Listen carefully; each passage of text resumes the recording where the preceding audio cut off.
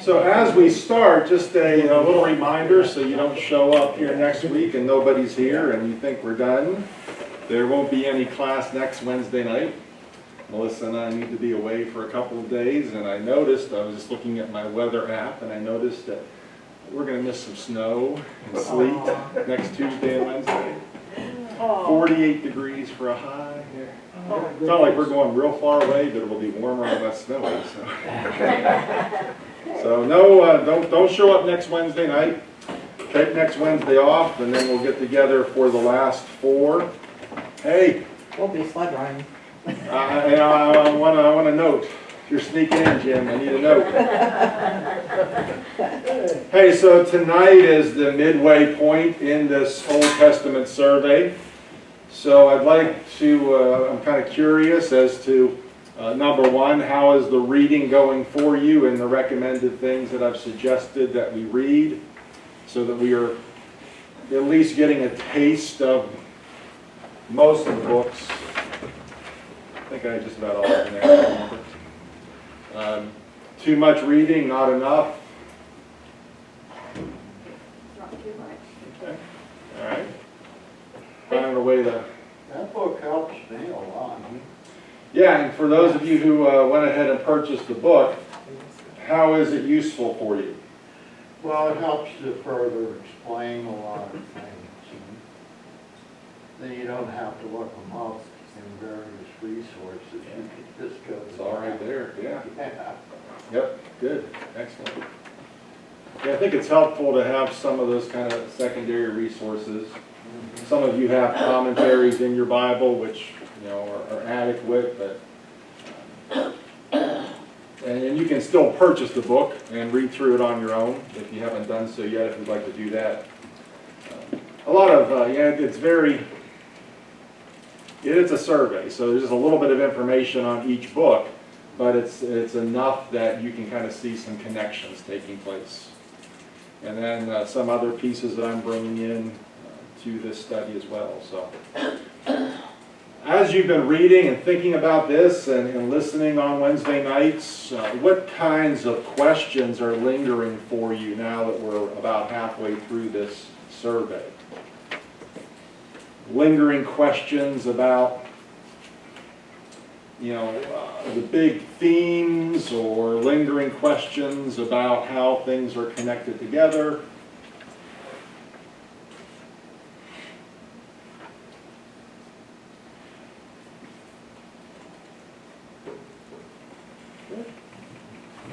So you would, if I passed that on evaluation right now, that'd be pretty well. One last question then. What are you hoping, what had you hoped that you would have learned by now that we've not talked about?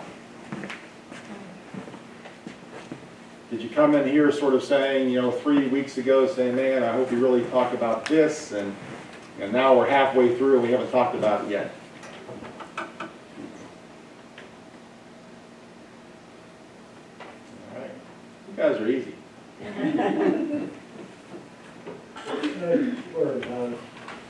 More of how the Old Testament and New Testament is tied together.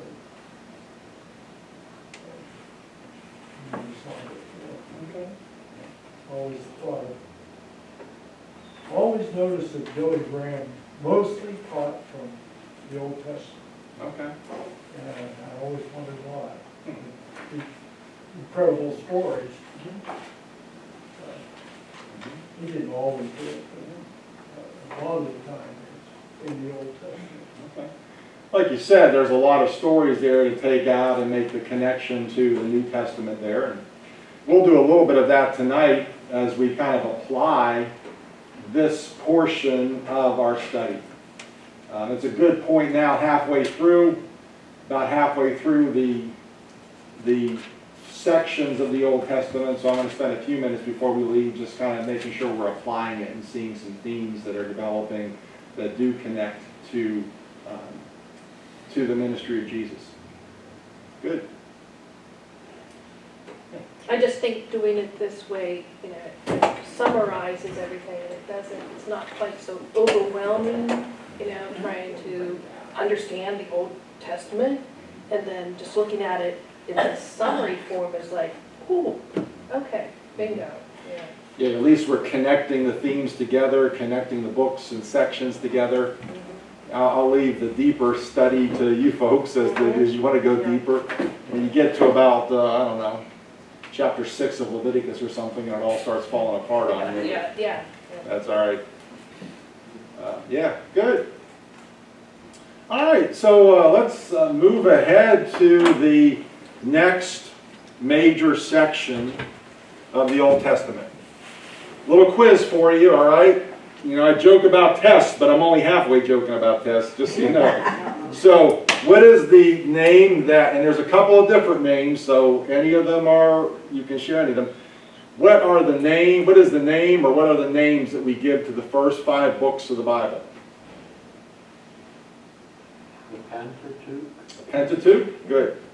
Excellent. That's the harder one. So what's another name that we give to those first 5 books? Books of Law. The books of the law. Books of the law, the Pentateuch. There's one more, for anybody wants extra credit, one more name. What'd you say? Are we allowed I to said we allowed to cheat. No, it's a closed book test. Does it begin with T? Does. Torah. There you go. Oh, yeah. Good. Oh, so I Torah, the law, Yeah. Pentateuch, all relevant names for the first 5 books of the Bible. Who do we believe wrote or at least brought together the first 5 books of the Bible? Moses. Moses, the traditional view of Moses. There are certainly other views against Moses' authorship, but that's going to take a lot more time than we have to give to explore what those mean. Doesn't mean they're wrong, it's just the traditional view is that Moses authored or compiled this information into the first 5 books of the Pentateuch. I'm just thinking of these off the top of my head, so there's no rhyme or reason to this.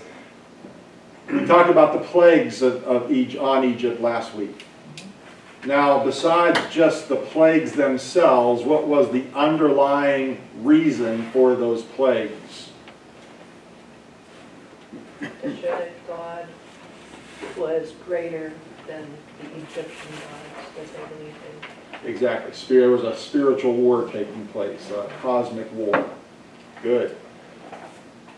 We're going to see that continue to develop too as we move through the rest of the Old Testament. Good stuff.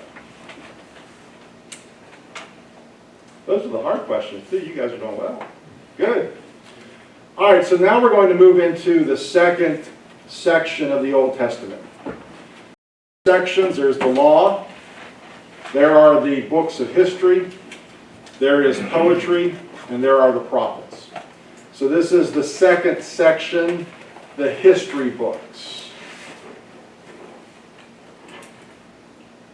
And the history books begin in the book of Joshua and end in the book of Esther.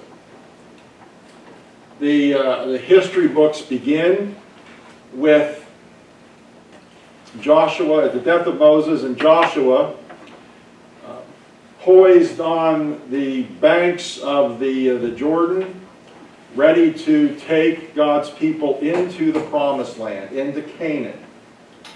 Remember, the first couple of generations who were taken out of Egypt could not go into the promised land because they rebelled against God, including Moses, who couldn't go into the promised land. So now Joshua, and a little bit later on you read about Caleb, poised to take God's people into their inheritance that was promised to them way back with Abraham in Genesis 12 and around that point. Abraham headed there, and they were in the land for a while, and then the famine broke out, and the patriarchs took God's people into Egypt. They ended up in slavery there for 430 years, and now after 40 years of wandering around, and for a generation or two to pass, they are poised now to enter into the promised land. And so these books, these historical books, Joshua through Esther, highlight the development of the nation of Israel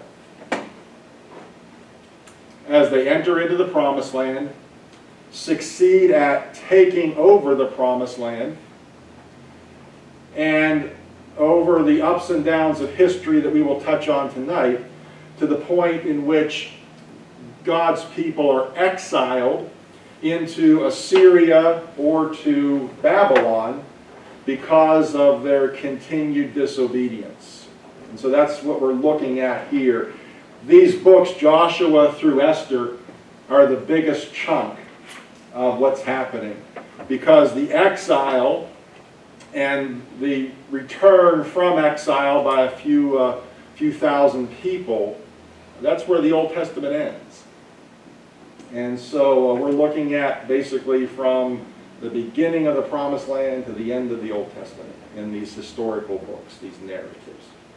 So let's break it down a bit here and see how each of these play out. So if you need to step up to see this, this was the best one I could find. So if you bought the book, there's a chart similar to this in the book, but all these kind of graphs are just cramming a lot of information into a short period, short space. So just so you kind of get a flow of how this plays out here, I'll stand back a bit.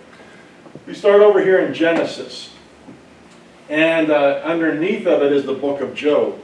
When you read the book of Job, Job actually, we believe, was an event that happened way back here, perhaps even predating the patriarchs like Abraham. So Job is a very, very old book.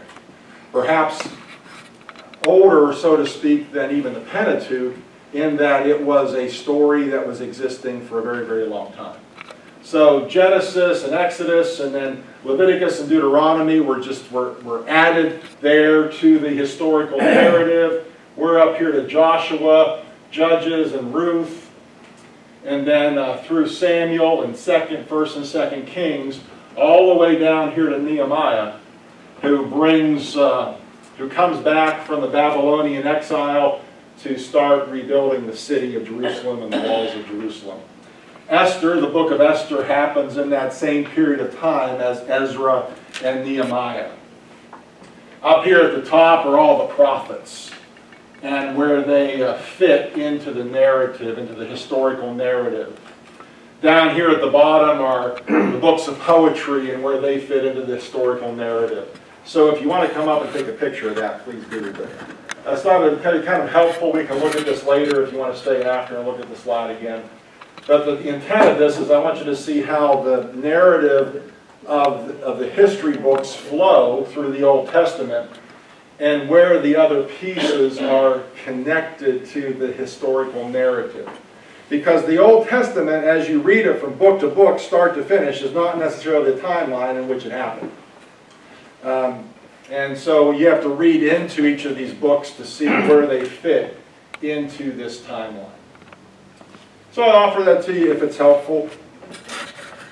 Now let's break it down into a few different sections here.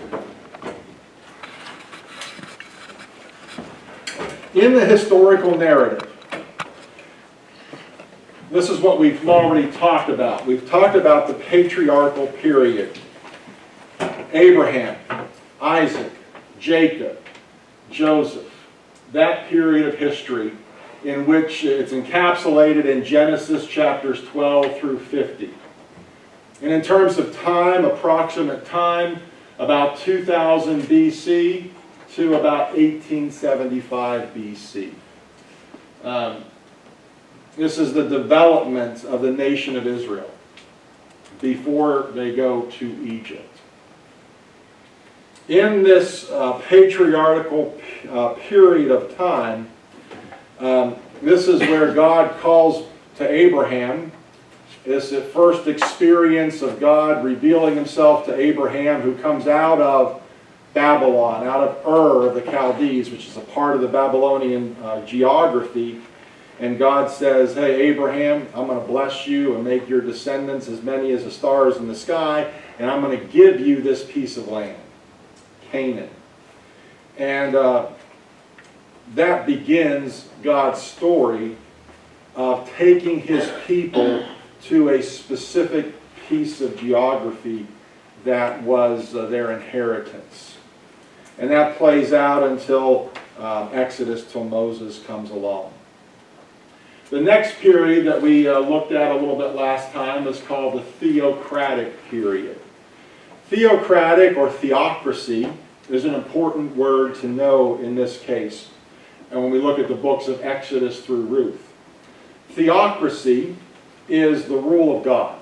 Theos, Greek word for God.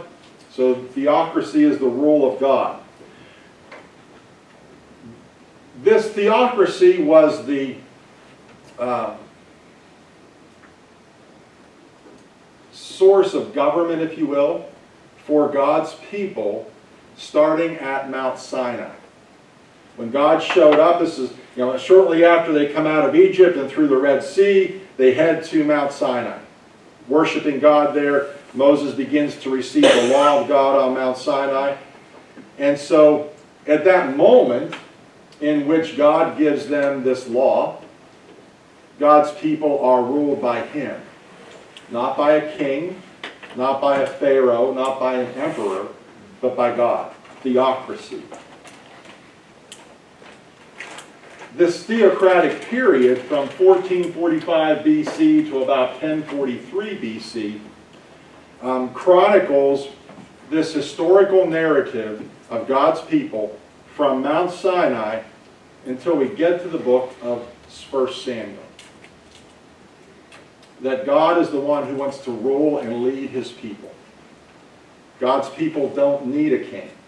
God's people don't need an emperor or a pharaoh like all of these other cultures have. God's in charge and God's ruling. However, as we're going to discover tonight, that begins to change.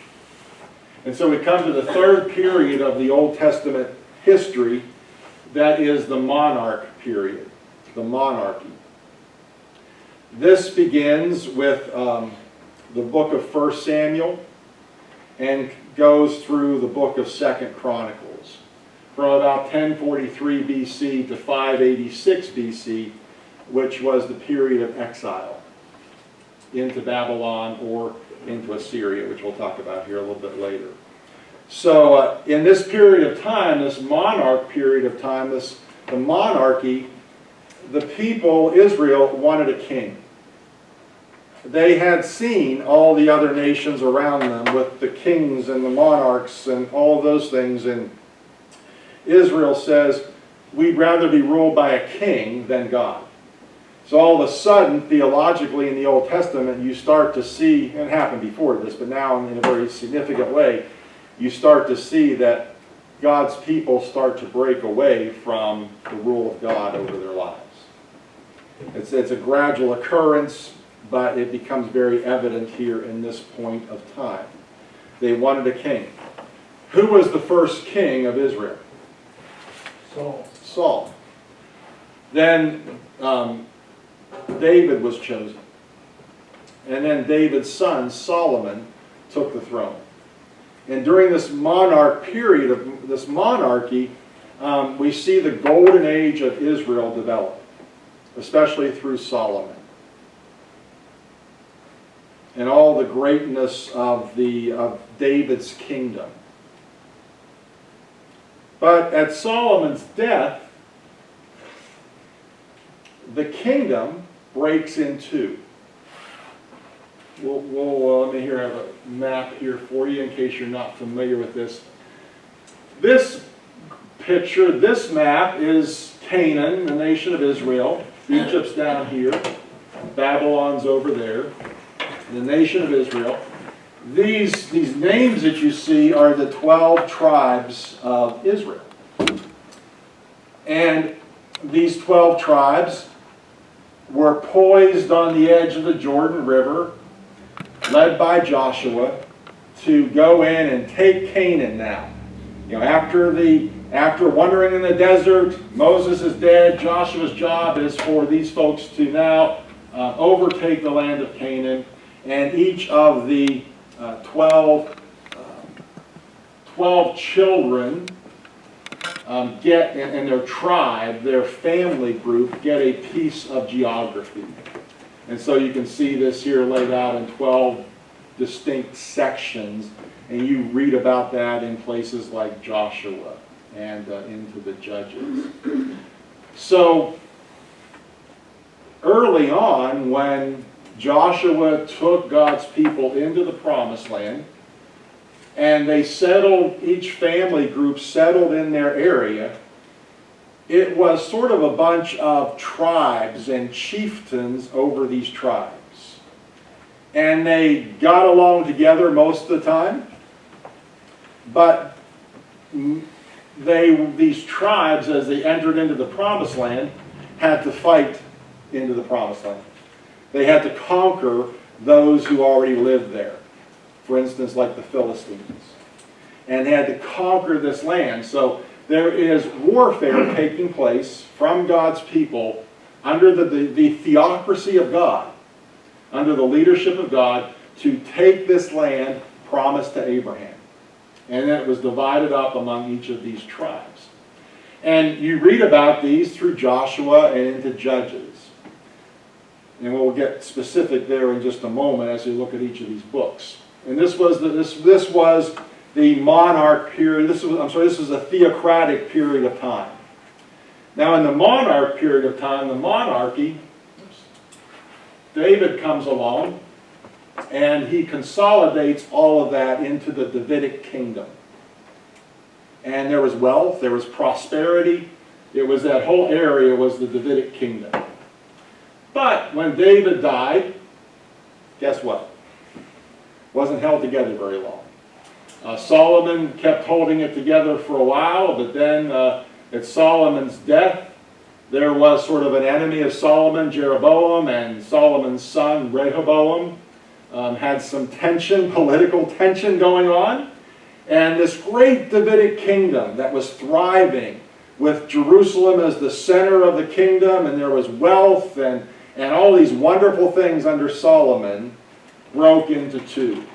The nation of Israel, if you will, to the north, that included 10 tribes of Abraham's family, and Judah to the south, which encompassed the remaining 2 tribes of Abraham's family.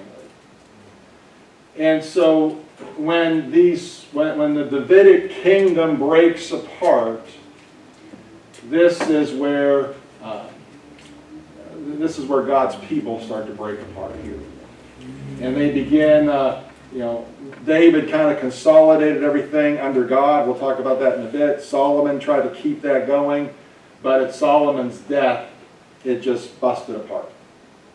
And eventually, Israel to the north is taken captive and exiled by the Assyrian kingdom. Syria on our modern maps are up here to the north. Syria, the Assyrian Empire, historically, came in and enveloped these 10 tribes of Israel and took them into exile, into captivity. They never come back. They're just mixed into the Assyrian culture, if you will, over time. The area of Judah, in their rebellion, was taken captive and exiled into Babylon, which is in modern-day Iraq, over here. And they do come back, and we'll talk about that in just a little bit. So the divided kingdom ends that monarchy, that monarch period of time that you read about in starting in 1st, 2nd Samuel, the 1st and 2nd Kings, the 1st and 2nd Chronicles.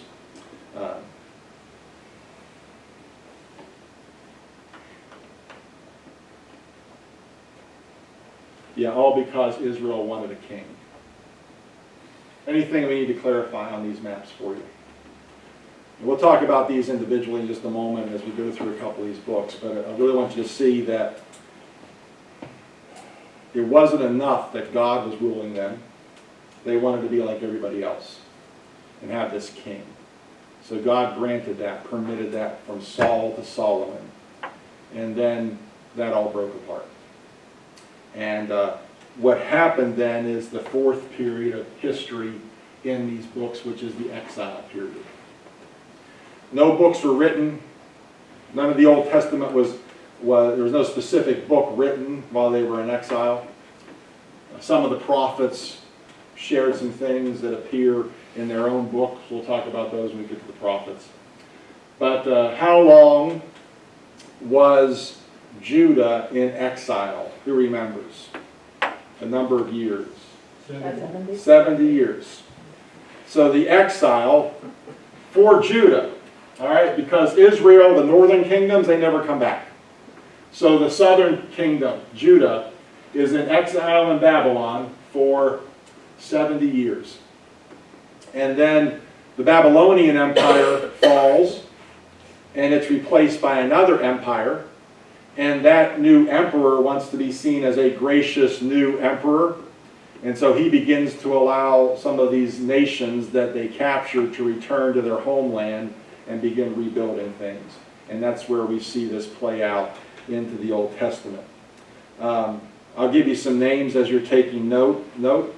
It was the Babylon was the Babylonian Empire fell to the Persian Empire. I asked anybody if they saw Moon Knight last week. I'll give you another Hollywood reference. This is how I live my life. I'm sorry. I'll give you another Hollywood reference. Who saw?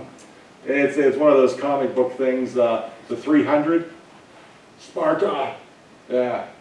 Man movie. Sparta. Like that. The 300. Don't watch it because I don't want you to come back to me and say, you watched that? But what you see in that movie, for instance, is the rise of the Persian Empire, who then attempts to take over places like Greece and other areas. They've already conquered this land, so they're trying to take over and move up into Europe through Greece. But so the Persian Empire destroys the Babylonian Empire, and the Persian emperor is Cyrus. Cyrus. Cyrus. And Cyrus wants to be that nice new emperor, and do some nice things for his captives, and he starts to let this remnant return to Jerusalem in 536 BC, and we see how that plays out. So that's the exile period. The final period here is called the Restoration period. This ends the Old Testament historical narrative. The Restoration period are the books from Ezra through Esther, from about 536 BC to about 420 BC. So, Cyrus, the new king of this Persian Empire, lets a remnant go. A remnant of Jews return to their homeland. And they are led by a priest named Zerubbabel. Ring a bell? Zerubbabel. I'll let you try to spell that. Zerubbabel.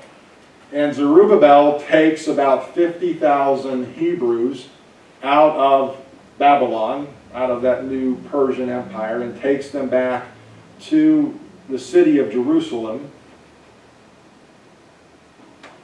to rebuild the temple that had been destroyed when the Babylonians came in and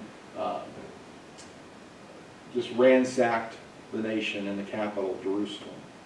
So Zerubbabel takes people back to rebuild the temple. A little bit later on, another priest, Ezra, takes another 2,000 people out of Babylon to Jerusalem, and they continue rebuilding the temple. And Ezra is very critical here because Ezra, not that he finds it, but there's this rediscovery of the law. And Ezra reads the law to God's people and reminds them what took them into exile in the first place, which was disobeying the law. And so he wants to make sure that now that they are resettling Jerusalem, that the law is read and people know their covenantal responsibilities now, so that something like this does not happen again. And then a little bit later on, Nehemiah comes back into the city of Jerusalem. The temple is in the process of being rebuilt. And Nehemiah hears this call from God to leave Babylon, leave that empire, and go to Jerusalem so that he can rebuild the city. particularly the walls around the city of Jerusalem, to protect the city and what is happening there. This takes place, this takes place over a lot of time. It's not like a month-long event that takes place. This takes decades for all these people to make the journey from Babylon to Jerusalem, start rebuilding all of these things.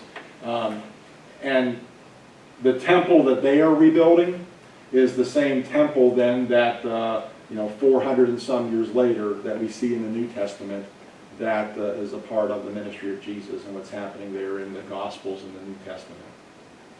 And so this restoration period ends the books of history, this historical narrative. It's a huge swath of time that we see happening in these historical books. And then that's where the Old Testament ends. The Old Testament ends with Zerubbabel and Ezra and Nehemiah bringing waves of people back into Jerusalem, resettling, rebuilding again. And then there's silence for 400 years. This period when there is nothing written that is canon. Now, in some Christian traditions, in the Roman Catholic Church and perhaps in the Orthodox Church, not in Protestantism, but there are some books added to that canon, like the book of Maccabees and others that kind of detail some Jewish history in those 400 or so years of what, as Protestants, we call the years of silence. But because we're Protestants, we accept the Protestant canon. Remember the word canon, the measurement of how we determine what fits in Scripture. And so our Protestant canon ends with these books, Ezra, Nehemiah, Esther, etc. And then we don't hear much else happening until the Gospels start.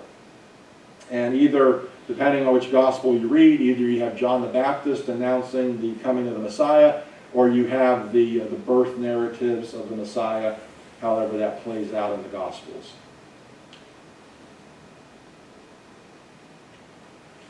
Questions here from those 5 periods that outline the historical narrative of the Old Testament? You kind of answered my question, part of my question. Okay. The books that we accept. Mhm. I know there's different books in the Catholic Bible. And I've heard there's other books like the book of Enoch, who was so close to God, but not accepted. Right, right. Yeah, in terms of canon, as we looked at earlier, there's the Jewish canon. So our Old Testament is what would be considered the Jewish canon. So Christianity just accepted the Jewish canon. How Judaism put the Old Testament together and the books that they included. So Christianity just accepted that. In the New Testament canon, there are certain things that had to happen for a book in the New Testament to be considered canon.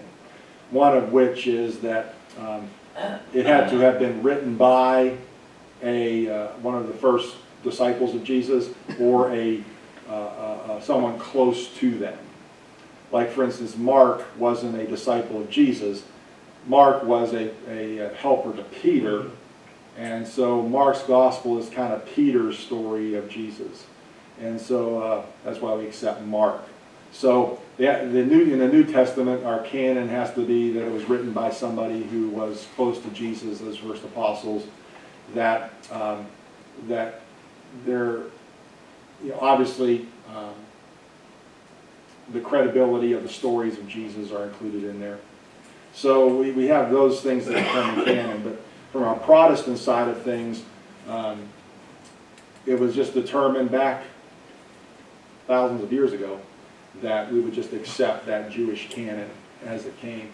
And what made the Jewish canon acceptable was some similar things. It had to be tied to a leader like Moses. That's why Moses is traditionally thought of as the author of the Pentateuch. and then any of his associates like Joshua, etc.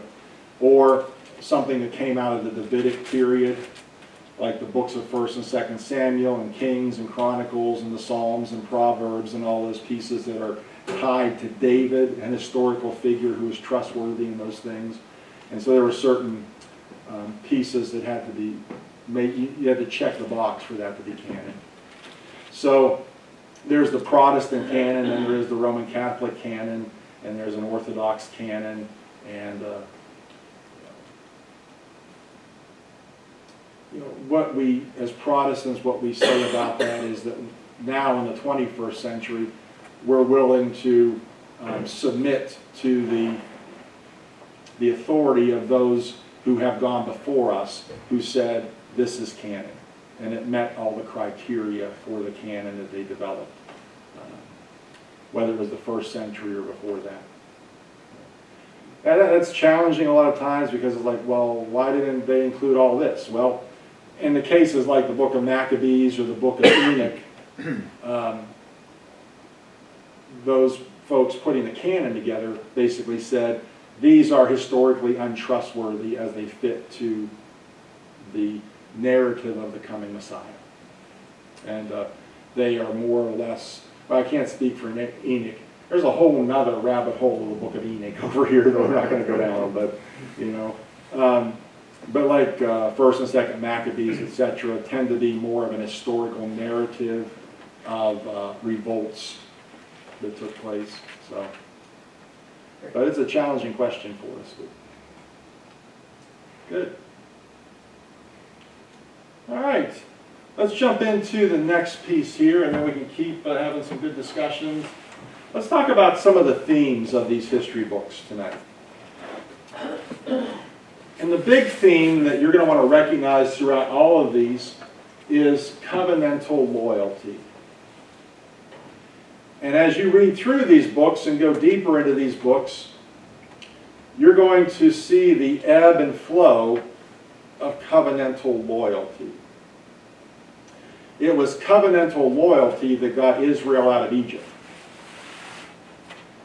It was covenantal disloyalty that kept them wandering around the desert for 40 years. It was covenantal loyalty that allowed Joshua to take them into the promised land. It was covenantal disloyalty that caused all kinds of judges to appear to kind of corral things and calm people down. It was covenantal loyalty that caused David to come on the scene. It's covenantal disloyalty that destroyed his household through Solomon and took God's people into exile. It was God's covenantal loyalty, not the people's covenantal loyalty. It was God's covenantal loyalty that brought them out of exile back into the promised land. So there's these ebb and flows throughout these historical books. They're not just great stories or Sunday school flannel graph stories. We look deeply below these narratives, these books, these movements of God's people, and it always comes back to how are God's people keeping or not keeping the covenant, and how is God keeping the covenant despite the failure of God's people to do so. So this Israelite history is viewed in terms of her loyalty to the covenant, and covenantal obedience brings blessing, and covenantal disobedience brings curses. We talked about that a few weeks ago. There are blessings and curses to the covenant. And a covenant, again, is an agreement that's initiated by God with his people, where God says, if you do this, you will be blessed. If you don't do this, there will be curses and consequences. As you're reading through these books of history, one of the phrases that you will see that appears often that gives you the sign that the Israelites are not obeying the covenant is when you come across a phrase that sounds something like this: the Israelites did evil in the eyes of the Lord. And when you come across that phrase, whether it's in Judges or wherever, particularly in Judges, you know that, oops, there's disobedience taking place here, and something has to happen to bring God's people back into covenantal loyalty. So, just a phrase to keep in mind as you're reading through this. So, first book here is Joshua. And it is essentially the theme of Joshua. While there's a lot of stuff going on in Joshua, the big theme of Joshua is that God keeps his promises. So after Moses, Joshua is the successor. And he's prepared to continue what Moses began. If you have your Bibles, in Joshua chapter 1.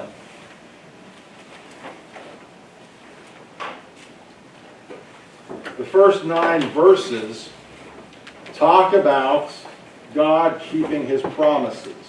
So let me read them for us. After the death of Moses, the servant of the Lord said to Joshua, son of Nun, Moses' aide, Moses, my servant, is dead.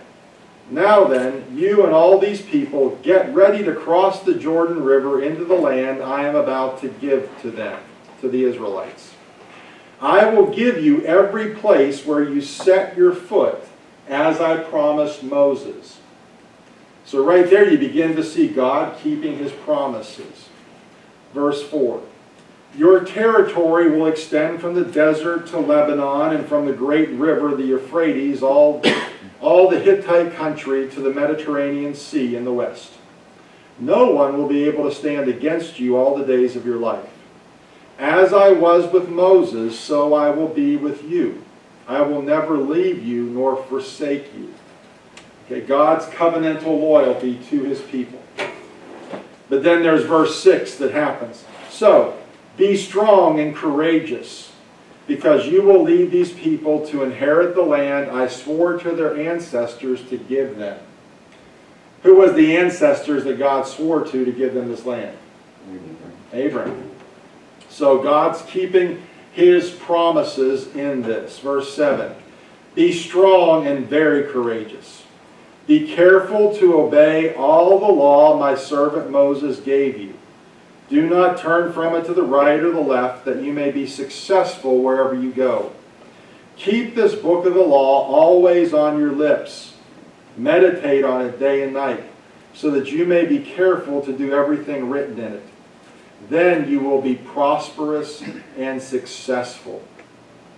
Have I not commanded you? Be strong and courageous. Do not be afraid. Do not be discouraged, for the Lord your God will be with you wherever you go. See those promises of God taking place there? And it's interesting that God uses those words of courageous with Joshua, because 40 years before this, when Joshua and Caleb and some other spies were sent into this promised land, they all came back and said, what? We can't do this. And it was Caleb and consequently Joshua who said, no, we can do this. And so God reinforces this to Joshua, and I imagine Caleb is listening, because Caleb's right there in that shared leadership of things. Be strong and courageous. Just like you said you wanted to do 40 years ago before you were wandering around. Keep that same attitude with you, and I will be with you. And so now they move into the promised land. And so the theological point that's being made here in Joshua, as you read through this book, and some of the stuff gets deep and it might get a little complicated, but the big thing is God keeps his promises. And the promise began with Abraham, and now it is ending by God's people moving into the land. And you see pieces of this throughout the book of Joshua. I read to you those first 9 verses. In verses 9 through 11, God says, I'm going to be with you wherever you go. So I'll be the one who gives you victory. Get your stuff ready to go. You're going to take possession of this land. I will give you the victory. If you keep my covenant, if you keep the covenant, if you keep these laws, if you stay close to me, I will give you the victory. Over in chapters 3 and 4, as they then set to cross the Jordan, God goes before them. The ark of the covenant is going out there before them, keeping the waters of the Jordan at bay. As they go through, God is going before his people. You see, God's going to give them the victory. Something interesting happens, though, over in chapter 6 and chapter 7 of Joshua. The story of Jericho, and the Israelites are surrounding the city and going through all that ritual that God says for them to do, and God says, I will give you the victory here in Jericho, and the walls come down, and it's that strategy that God gives them to have victory over this city of Jericho. And God says, I don't want you to take anything, just go and burn it. Destroy everything, don't take anything. Guess what? Chapter 7 starts out with Achan's sin. Achan gets a little greedy and gets some of the gold and other things from Jericho and takes it back. And in the next ensuing battle, guess what happens? The Israelites lose. And Joshua's like scratching his head. He's like, what's going on? Why did we lose this? God, you said you would go before us. Yeah, you said you would give us victory. And God points out there, let's see, well, start in chapter 7, verse 5. Verse 4. Chapter 7, verse 4. So about 3,000 went up, but they were routed by the men of Ai, who killed about 36 of them. They chased the Israelites from the city gate as far as the stone quarries and struck them down on the slopes. At this, the hearts of the people melted in fear and became like water. Then Joshua tore his clothes and fell down before the ark of the Lord, remaining there until evening. And you can't believe what just happened. God, where were you? You said you'd give us victory. And then we start to see, starting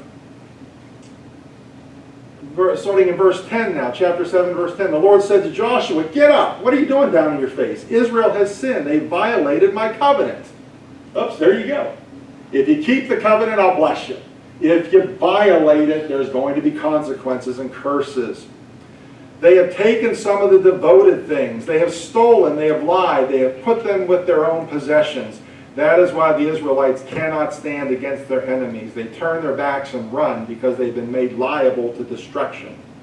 I'm not going to be with you anymore unless you destroy whatever among you is devoted to destruction. So God's pretty serious about this. So I told you to do this. You chose not to. That's why you lost and why there's destruction and pain and suffering now. But what you see developing here in Joshua is God keeping his promises and the consequences when God's people don't keep their promises. Now what happens is that Achan verse 20, Achan replied, it's true, I've sinned against the Lord, the God of Israel. This is what I've done. When I saw in the plunder a beautiful robe from Babylonia, 200 shekels of silver and a bar of gold, I coveted them and took them. They are hidden in the ground inside my tent with the silver underneath. And so they went looking for them and found it. Then the end of verse 25, then all Israel stoned him. And after they had stoned the rest, they burned them. Over Achan, they heaped up a large pile of rocks. Now, once that was taken care of, in a very uncomfortable way that may not fit our image of what the Bible is all about, but it shows us God's seriousness of the covenant. Chapter 8, now they go back and the city of Ai is destroyed. And the end of chapter 8, they renew the covenant again. Covenantal loyalty. That theme develops throughout Joshua. The ebbs and flows. God keeps his promises. He expects his people to keep his promises. If not, there are consequences. But you can always, God is graceful in that the covenant can be renewed. So the book of Joshua. Book of Judges. Again, the theme of Judges is forsaking the covenant. While Joshua is about keeping the covenant and taking the land, Judges is about breaking the covenant. And it doesn't take long. This is like a generation, literally, as quickly as a generation after Joshua's death. God's people start to break the covenant. And here's what's been happening. They've gone into this land of Canaan. And it's not an empty land. There are cities there. There are people who are part of other religions there, other cultures there. And God's word to Israel is, go in and take the land. In other words, this is yours. Go in and occupy it and take it. And deal with everything that's there. Because everything that's there is against me. But here's what happens. Israel goes into that land, and they don't really take seriously God's command to utterly destroy everything. And they allow tribes to continue existing there. They allow themselves to intermarry with some of these tribes and cultures and people groups that are there. And it doesn't take long before there's this assimilation that takes place. And all of a sudden, Yahweh is not the God of Israel. Yahweh is one of the gods of Israel, alongside Baal and Asherah and all these other primary gods of the Philistines and the other pagans that live in this area. And so there's this assimilation taking place, that the power and presence and covenant of Yahweh is then lost. And this is what is developing in the book of Judges.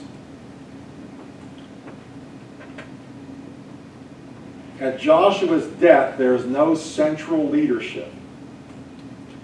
There is now the emergence of tribes and tribal chieftains across these 12 tribes of Israel. And they kind of exist together, but there's no central leadership, and it's very easy for assimilation to take place with the other people groups that still exist in this land of Canaan. And so in the book of Judges, look at chapter 21. Go there here for a second. Trying to remember what I wrote down last night as to why this is relevant. So if it's not relevant, forgive me, but I gotta see why I put that down in the first place. Chapter 21, verse 25. What's that say? Oh, I'm sorry, that's the end. That's why I wrote that. Yeah. The last verse of the book of Judges, what's it say? In those days, Israel had no king. Everyone what? Did as they saw fit.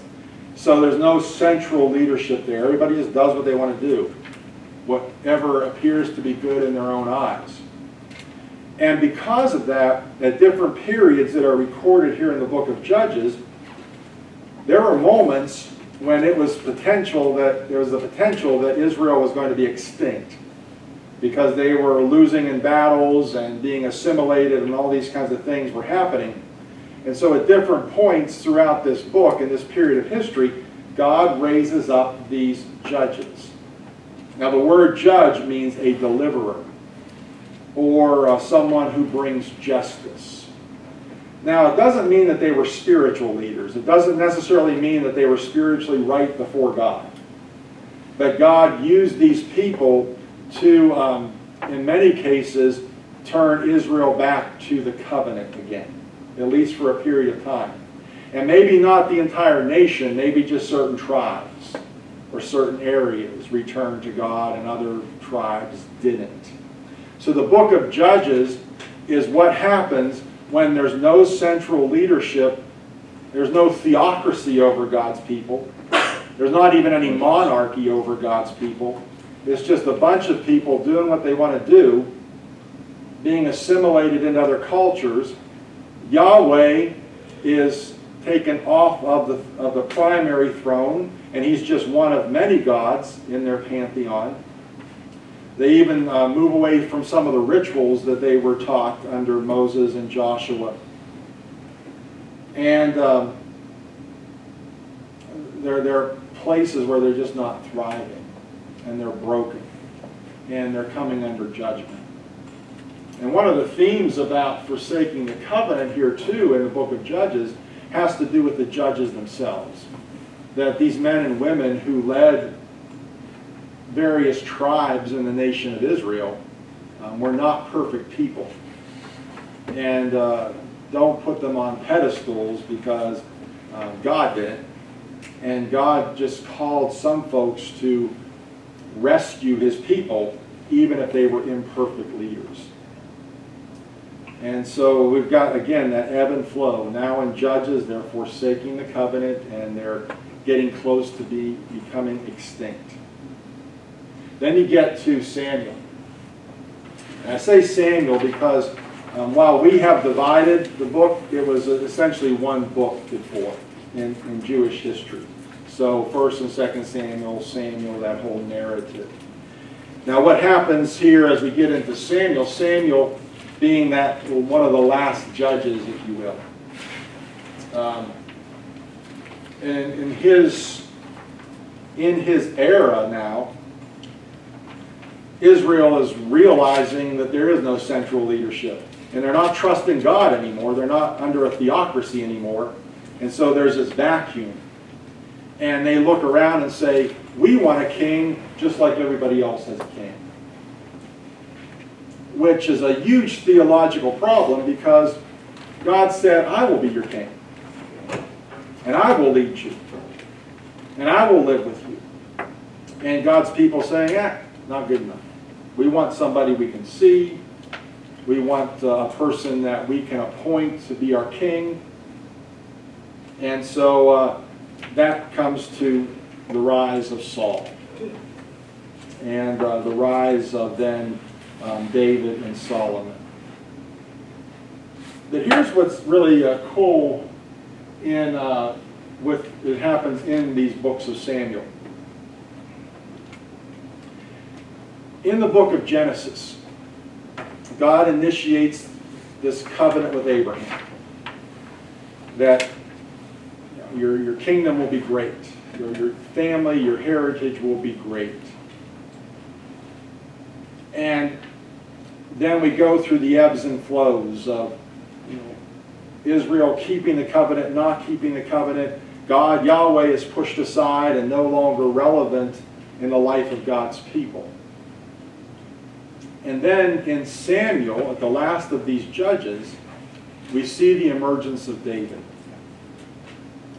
And in 1st and 2nd Samuel, you see God striking a covenant with David.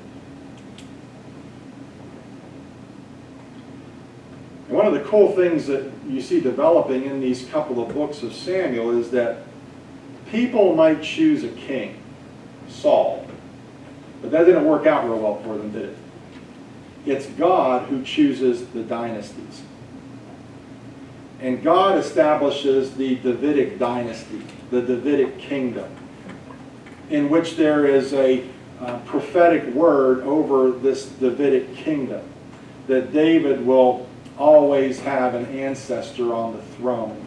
There's a messianic promise tied to this covenant with David, this relationship between God and David. And here's what's cool about this, and why I think, and why a lot of scholars think that this covenant was established with, God established this covenant with David, is because David brings the ark back to the temple, back to Jerusalem, back to that place. And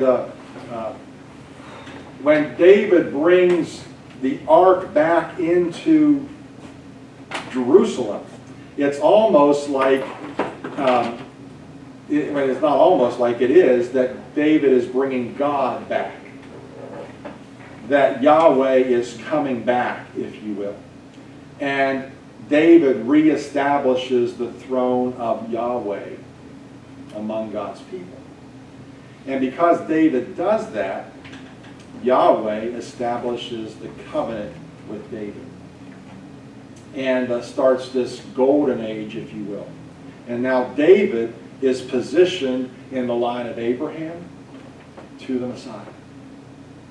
And so, when we get through 1st and 2nd Samuel, we come to that place where we see this covenant being established. And then we move into 1st and 2nd Kings. And then that's when it all falls apart. That's when it all falls apart. Because Solomon, God does a lot of redemption here. Redeeming David's sin with Bathsheba. But there's still some brokenness happening in this family line. But God is faithful to his covenant, and despite some of Solomon's sin and bad choices, there is this now in 1st and 2nd Kings, you see the nation start to prosper. But what's that saying? That easy times create weak men. And so when the nation starts to prosper, at the death of Solomon is where it all starts to fall apart. Because as we looked at with these,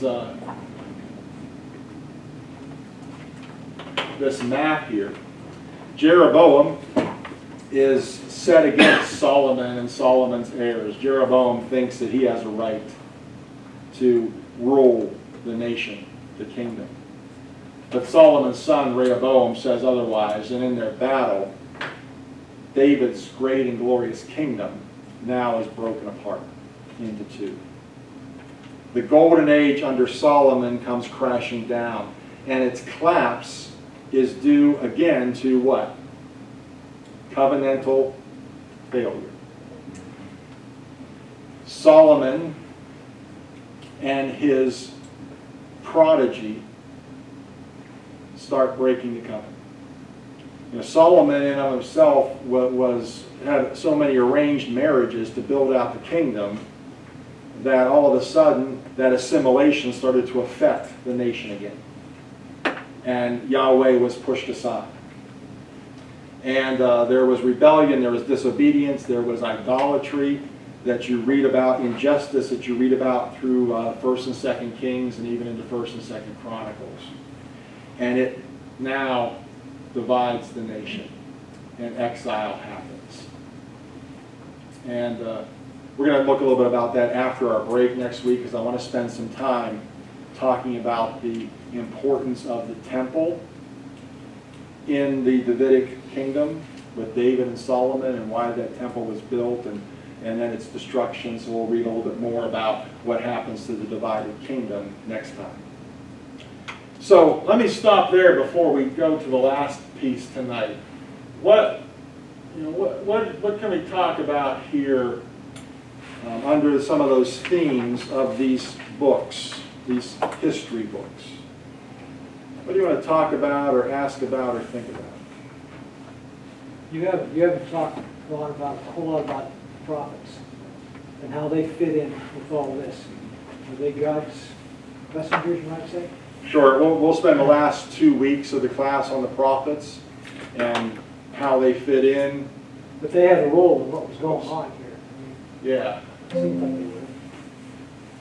So, get back to this slide.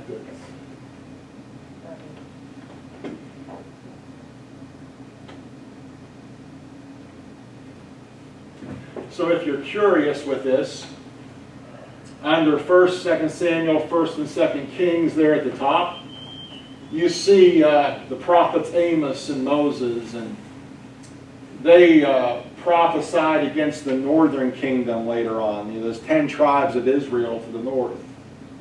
And Joel and Micah and Isaiah and Zephaniah and Habakkuk and Jeremiah were prophesying against Judah to the south. We'll talk about all this later on. But yeah, in the midst of this historical narrative, particularly with that divided kingdom, and God's going to judge you if you don't start getting back to that covenantal loyalty, you've got all these prophets speaking into the historical narrative, calling people back to covenantal loyalty, covenantal faithfulness. And if you don't, there's going to be consequences. And they didn't, and there was consequences. And then you've got some of the other prophets even speaking against that while they were in exile. For instance, Ezekiel talking about some of that. So the prophets we'll talk about this when we get there, but the prophets didn't necessarily predict the future. What the prophets did was to say, listen, if you don't keep the covenant, there's going to be consequences, and God's going to judge.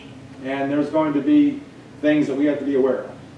And so the prophets would say, if you're not treating people justly, you're breaking the covenant. If you're worshiping idols, you're breaking the covenant. Call you back. Get back to God. Get back to Yahweh. Sometimes they did.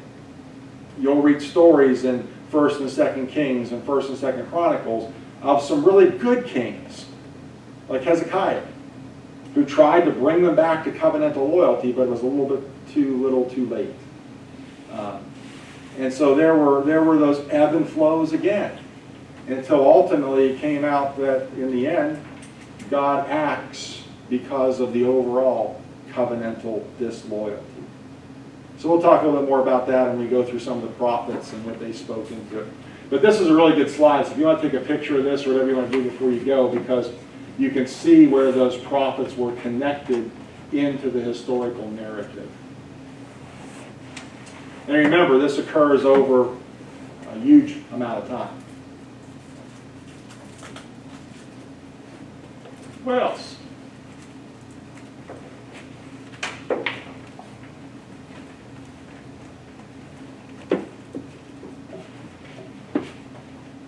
In the first chapter of Joshua, the promised land stretches to the Euphrates, and that's never been. Huh.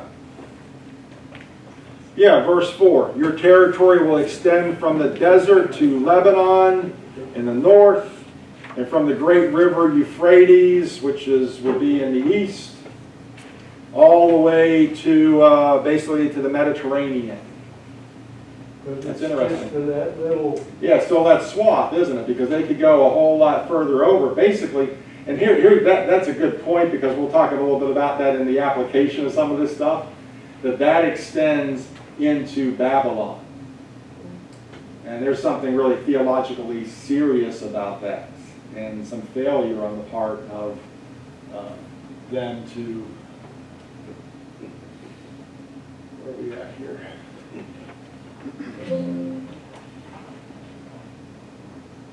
Yeah. They should be clear over here.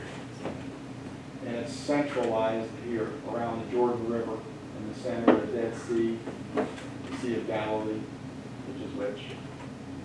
Galilee and the Dead Sea. Interesting. There's some good theological points about that maybe we'll talk about in a second too if we apply this. Excellent. What else? I said last week I was going to give you an extra 15 minutes because I took you over, so you got 3 minutes. It's all good. Can I apply some of this for us? There's a lot of information here, so we could spend months just on these pieces. So I was thinking last night, let's figure out how does all this apply? These historical narratives. What's it really? What's it mean? How do we apply these history books in one way toward the Messiah, but in another way, as Christians on this side of the empty tomb, how do we look back on the Old Testament and think about the Old Testament through Jesus and our own discipleship now? And I came up with a few, and there's probably many more you could add, but heck, I've got at least a 6-week sermon series right here. How's this applied to us? Here's the first thing I was thinking about. This is kind of what Jim was alluding to. The application of taking the land. Often, because we glamorize some of Scripture, we often forget that when Israel crossed the Jordan, they were going to war. And the first city, they destroyed Jericho, and they get a second chance at the city of Ai and other places. This was God's call to his people to take the land. So land, the geography of Israel, it plays heavily into a theme in the Old Testament. The land mattered in the Old Testament. Canaan mattered. It was that promised place to Abraham. And so Israel was now poised to take back what was given to them in the first place.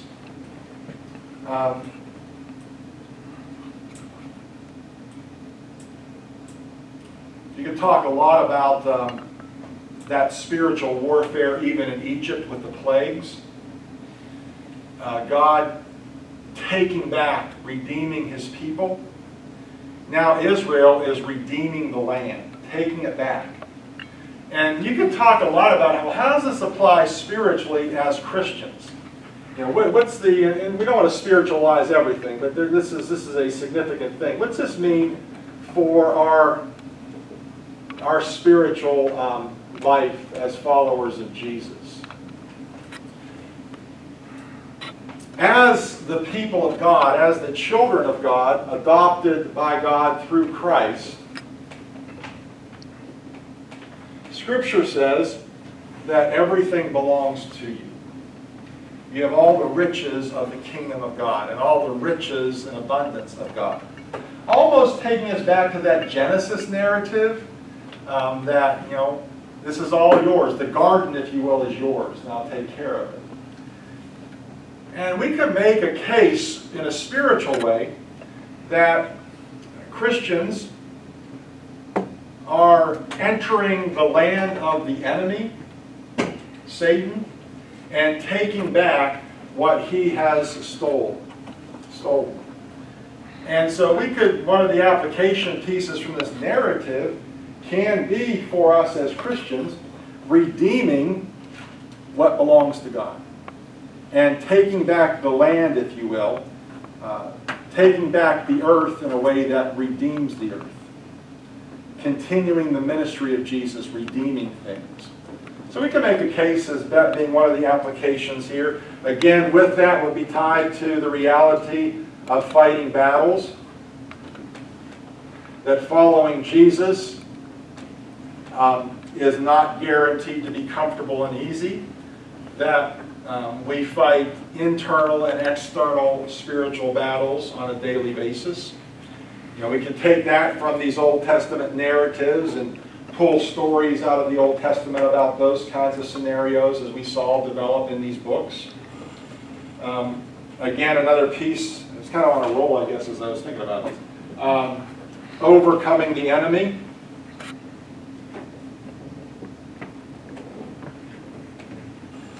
You know, what does that mean for our discipleship and our spiritual position with God? Also, obviously, we have to add into this being covenantal people. You and I are still covenantal people. Our covenant is not with the law. Our covenant is with grace. Our covenant is with Jesus. And that's why we celebrate communion regularly, because it reminds us of that covenant, that he is the new covenant. And it is his body that was given to buy back, and it was his blood that was shed to forgive and to heal and to purchase back, redeem back. And our covenant now is with Jesus, and there are still implications of keeping this covenant. And we're not bound by the law, but we are obedient to Jesus as a consequence of grace and his love toward us. We want to be obedient to him. And so we're still engaged in covenantal living as God's people. And just as there were consequences in the Old Testament for not keeping the covenant, there are consequences in our own lives when there's still sin going on, there's still all those sorts of choices or actions taking place. There's still consequences when we don't keep the covenant. But at the same time, God is still faithful to his covenant. And so that's one of the applications that we could pull from the Old Testament as it applies to our own experience now. Trusting God is another application from these stories. I thinking about Joshua. God says, if you do this, I'm going to give you victory, and you got to trust me. So be courageous. Do what I'm inviting you to do. Trust me in this. I will go before you. And then finally, a lot of things we could talk about and apply from these Old Testament stories about obedience and disobedience and consequence, but also renewal. That God doesn't forget his covenant, and the covenant, God can renew that covenant with his people again. And God brings us out of exile. He still redeems us from that and brings us back into that place of promise and abundance with himself, where he is the center of our lives. And we'll talk about that next time, because the temple was actually obviously the center of worship, but temple worship expressed something about worship in heaven and what all that's critically important about. So we could do a whole lot more. What are some other ways that you might apply some of these Old Testament stories to our experience with Jesus now? Any other thoughts?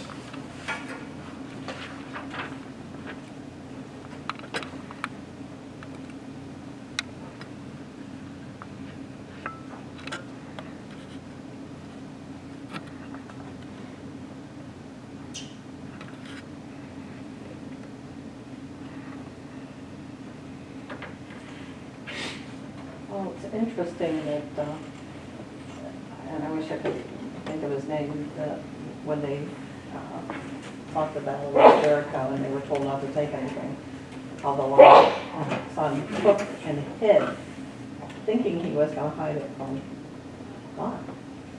And how do we do that today? You know, we try to hide things, but, you know, we can't hide anything from God. God knows everything. So. When do you want to preach that one? That's a great connection. Yep. Yeah. Good. Man, we got a lot of good stuff going on now. This will keep us through the whole spring, won't it? What else? How else might you apply some of these stories? I think we all as humans, we all, from certain times in our lives, young, middle age, we all can feel exiled ourselves. You don't have to be a big group of people. You don't have to be thousands. You know, you don't have to be, 40 years. It might be 4 days. It might be 4 weeks. Who knows? But you can feel an exile of sorts when you know that things just aren't right. And you've got to get back to center and get back to the core of what you're speaking of. That's cool. I like that. Yeah. Excellent.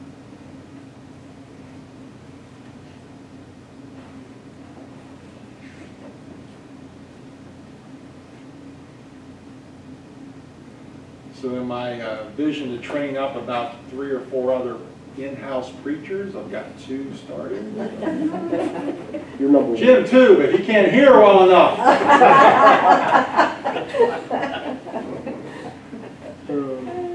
Good stuff. This is good. See, this is that, again, remember, the SOAP process. When we read the scripture, how does it apply today? What's this say to me today? That I can make sense of all this stuff and make it real now so that I can live into this faithfully. Excellent. Well, good work tonight. Good work. I appreciate it. I'll hang around for a little bit longer if you want to ask some other questions or take a picture here of the slide. I'll get back to it. Good stuff. So no class next week, but if you want to keep up on your reading, use the syllabus so you can stay ahead of things, and we'll get back together in a couple of weeks for the last 4 sessions. It goes quickly, doesn't it? Yeah.